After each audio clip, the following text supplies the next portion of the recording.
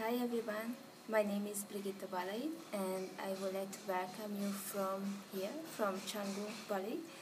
And this is the villa at the moment I'm staying today, and I'm very curious to hear that you are all interested for the digital nomad lifestyle, especially Bali. So here I am today to talk about a little bit about the Bali lifestyle and the digital nomad lifestyle I'm living. So a couple of words about myself. My name is Bali and I'm the founder of the biggest Hungarian digital nomad community in Budapest. And this group basically started accidentally. I didn't plan to start this group at all. So what happened is that about 2 years ago, I visited back Hungary for Christmas, and I wanted to tell to my friends and explain what I was doing the last years. I worked in New York City, so they wanted to hear my stories. So I was too lazy, to be honest, to tell my stories to every single friend one by one. So I thought it's gonna be a good idea if I'm sharing with everyone once in an event. So what happened is that surprisingly, to this event there were like 500 people signing up within 2 days. So I was shocked myself, but I knew this is a topic people are curious about and interested to learn more about. And people were asking me to start a Facebook group where we can meet, where they can talk to each other. So this is how Digitális Nomádok Facebook group born about 2 years ago. And now we are more than 2,000 people, and we organize webinars, online trainings, we co-work together in Budapest. So there are a lot of things that's happening, so check out the group and also our meetup. So how did I ever become a digital nomad? Because this is the most important question, everybody is interested, right? So my start was very interesting because when I started to work about 10 years ago, I had a dream, and I had this ideology that working for a multinational company is very, very great, working with international people and working for 10, 20, 30, 40 years. It's for one company, and building a career, going up on the career ladder. It was something that was very interesting to me, and I thought it's my goal. Yes, after like a couple of months or maximum a year, I realized that this is not me, not at all. I realized I really hate sitting in an office from 9 to 5. I hardly can accept when someone is really telling me what I need to do and where I have to be every single day. So for me, it's really important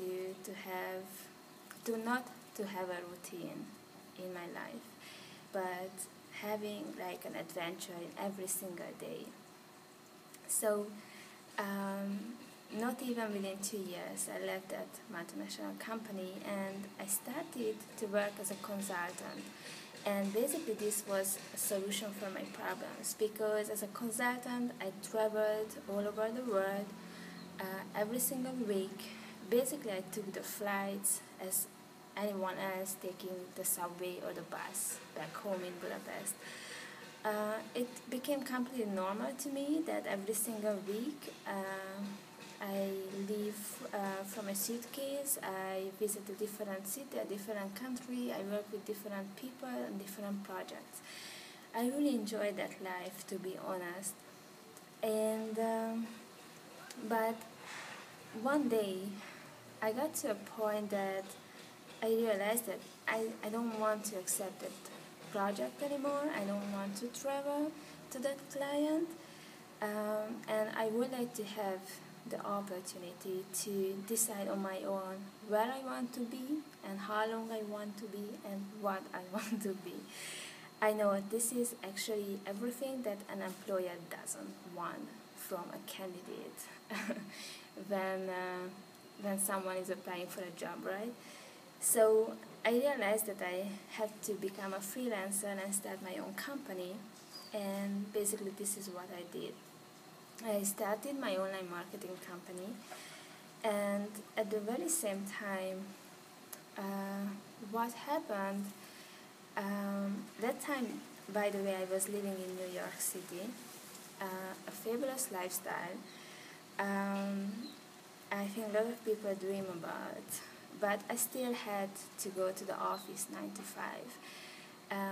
So this is the lifestyle I left behind, and I decided to become a freelancer and work on my own. And so at that point, something happened in my life. There was a business partner of mine who basically offered me an opportunity to fly the next week to Manila, to the Philippines, and help him to set up his company in the Manila. Setting up a company means setting up an office, hiring people, managing people, and start the very first project that they had. They were like an online marketing company working for the US market. The reason he selected me and he wanted to work with me badly, because that time I already had international experience working with people all over the world, from Thailand, from India, from the Philippines, and I knew how to do project management and how to work with these people. He had only one thing that was very important to him, and he said to me, "You have 1 week to go to Manila. I want you to be in Manila next week." And I said to him, "Are you crazy? I cannot, because I'm actually in New York. I still am having a flight ticket to Barbados, and it's impossible. I cannot be in Manila." He said, "If you really want this, you will get there." And he was true. Basically, within like 5 days, I landed in Manila, and I stayed there for almost 6 months and worked with him, setting up the company, hiring programmers, virtual assistants, designers, and so on, and we accomplished our first project. So this is basically the very first time when I completely worked as a digital nomad and traveling all over the world. So a lot of people asking me that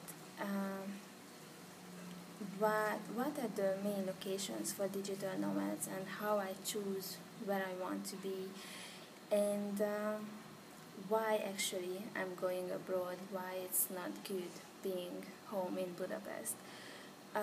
Well, for me, I have to tell you that for me, traveling is something that gives me an opportunity to become a different person every single time I arrive to a new country.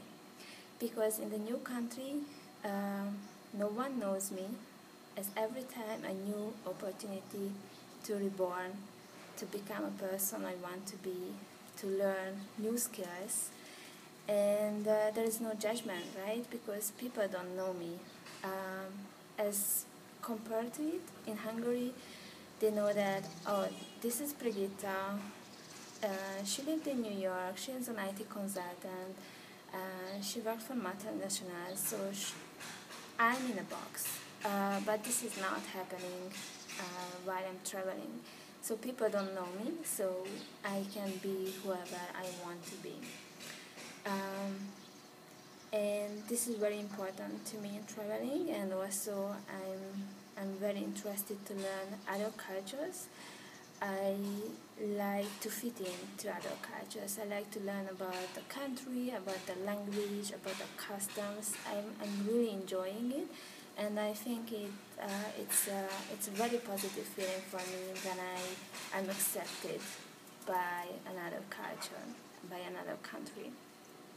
So therefore I'm really enjoying traveling and living in a different country. But how do I choose which country to go to? Well, as a digital nomad, very important for you to have a stable Wi-Fi connection, and also very important to have good food, healthy food, and some place where you can exercise, and also very important that it has to be safe and secure. Obviously, nobody wants to live in a war zone somewhere in the world. So the cities that actually which are giving these options at the moment, and the biggest digital nomad hubs around the world, is one of them is Bali. As you can see, we are here, and the other ones is Thailand. Both Bangkok and Chiang Mai is very important. Also Vietnam is growing, and I would say Colombia is coming up as well, because it's a beautiful country, and it's getting safer and safer there. So this is what you have to know as a digital nomad, that these are the most important things that you have to follow. And a lot of people are asking that what I would advise to people who are just starting out and do not know how to basically have this lifestyle and what to expect, right? Well, the followings I would like to say, I would like to share with you three different things. One thing is that very important, that a lot of people believe that digital nomads are same as travelers, or same as backpackers. So I definitely have to tell you, it's not true. Traveler is just someone who is on the road for pleasure for 2-3 weeks, hopping from one city to another one, taking so many pictures, and trying to see many cities as possible as a tourist, right? So a traveler has nothing to do with a digital nomad. Also, a backpacker is someone who is a longer time on the road, probably a couple of months, staying a little bit more at one place, but they are trying to live as cheap as possible,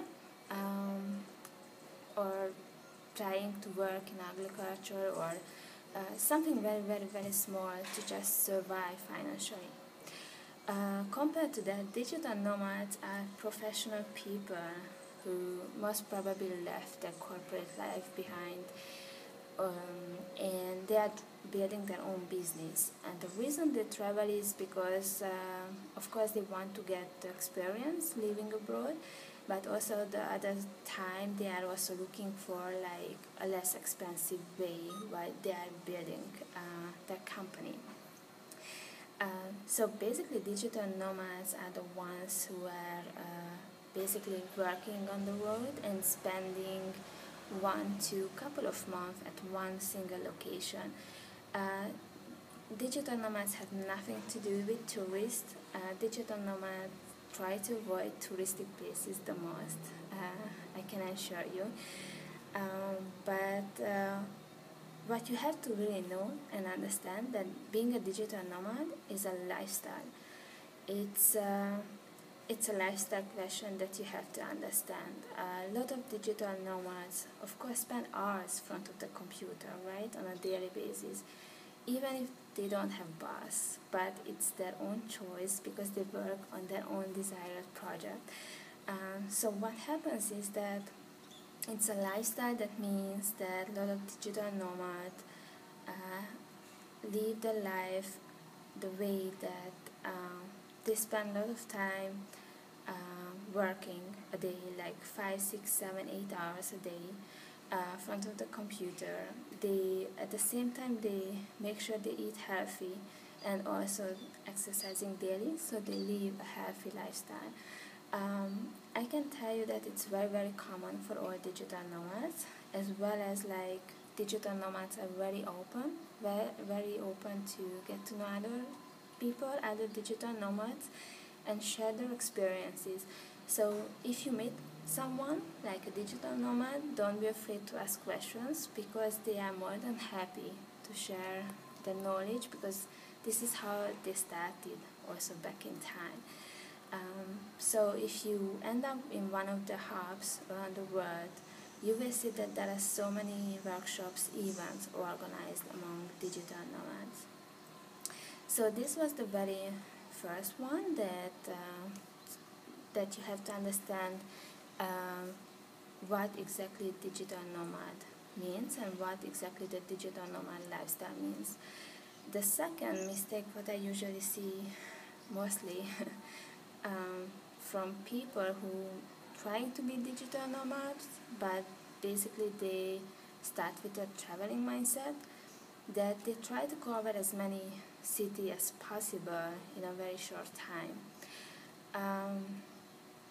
Yes, it's a huge mistake, I believe, because working efficiently, building your business on the road, online, efficiently only possible if you have a home base. It can be in Bali, it can be in Thailand or in Colombia, but a home base, it's a must, so you have a daily routine and you can focus on your work. So usually I say people who are asking my advice that don't travel more often or change your city more than like 4, 5, 6 weeks in a row, because you definitely need 4 weeks to settle down, to find your accommodation, to figure out what you are gonna eat, where you are gonna go to gym, and find friends, and to be able to focus on your work and job. So the second was really that not to try to squeeze in as much as possible in a short period of time. Remember, you are not a tourist. You just want to sit in one place and you want to focus, right? That's why you are traveling. The third one, that people believe that digital nomads are lonely, right?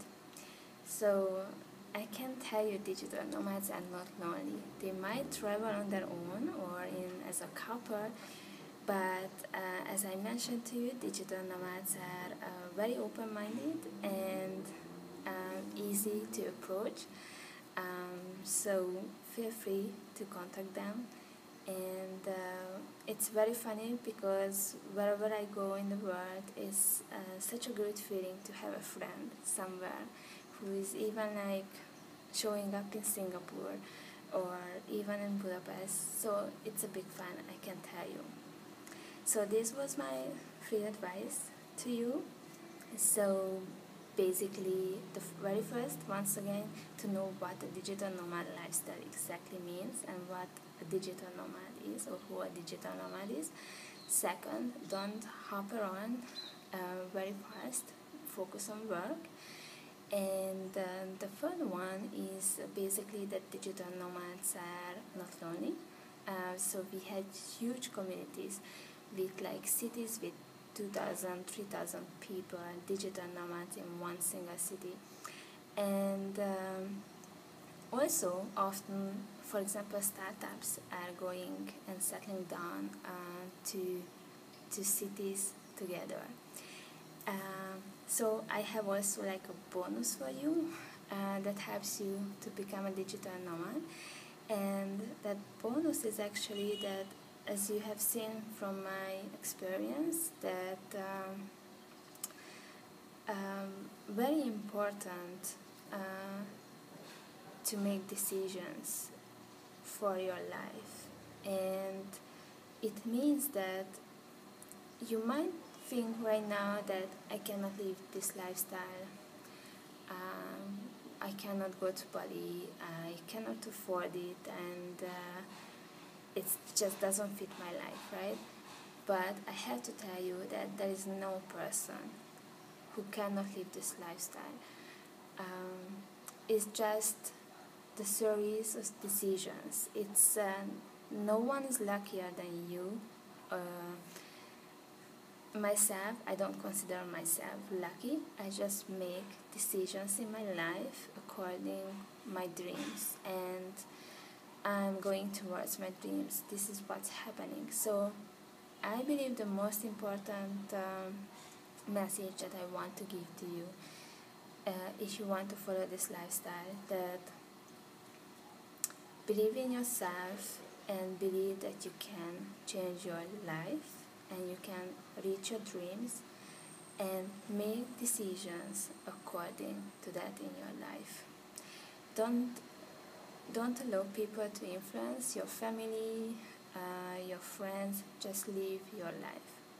So I would like to thank you very much for your attention, and if you have any question about living the life, the digital nomad life, and living the life in Bali, then I'm happy to get your questions. Thank you. Bye bye.